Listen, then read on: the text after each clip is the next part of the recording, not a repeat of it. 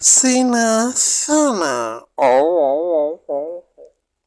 බලන්නකො සීයේ තාම මේ හොරු ටික අල්ලලා ඉවර කරන්න බැරි වුණානේ. සීයාට හිතෙන්නේ මොකක්ද හොරු අල්ලලා ඉවර කරන්න බැරි වෙන්නේ? කොහෙද බං හොරු අල්ලලා ඉවර කරන්නේ? අපේ ඇඟේම තියෙන හොරකමනේ. ඒ කොහොමද සීයා එහෙම කියන්නේ?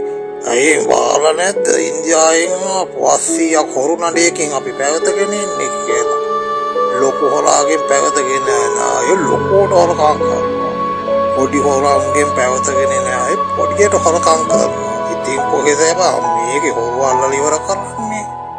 එතකොට සීයා කියන්නේ කවදාවත් මේක ඉවර වෙන්නේ නෑ කියලාද?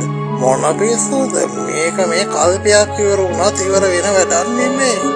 එතකොට සීයාර ඡන්දේ කාලෙට කියන්නේ අපි ආවොත් හොරු අල්ලලා ඉවර කරනවා කියලා. මොකද පිස්සුද අයින් පුතේ ඔහොම කියලා බලීර දැන් කිව්ව දෙනෙක් ආවද අන්තිමේ දුන්නේ හොරුන්ට උන්වහු වෙච්ච එක විතරයි. සීය තෙල්ලා දිනවා කියලා කතන්දර කියන හින්දා හුඟක් අය තෙල් වාහන වලින් අයින් වුණාලු. හරිනේ හිම් පුතේ තෙල්ලා දින එක පරණ හින්දා තෙල් වාහන විකුණලා ඉලෙක්ට්‍රික් කාර් ගන්න ඇති. හොරකමත් හයිබ්‍රිඩ් වුණා එහෙනම්. සීයා මොනවා කියනවාද මන්දා?